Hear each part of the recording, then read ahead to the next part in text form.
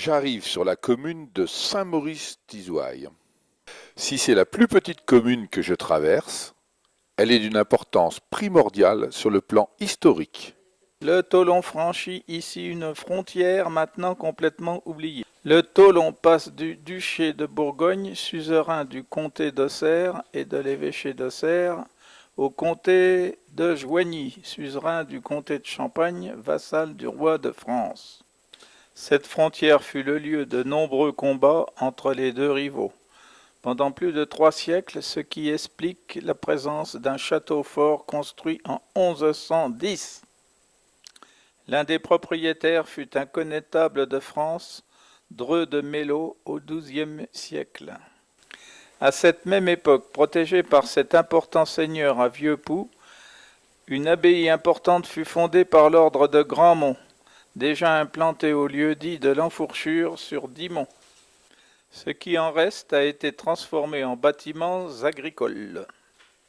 Il fallut attendre la fin de la guerre de Cent Ans et l'annexion du duché de Bourgogne à la couronne de France pour que cette frontière redevienne tranquille. En 1431 naquit dans cette commune Tristan Salazar, futur archevêque de Sens. Et qui fit construire l'hôtel de Sens à Paris.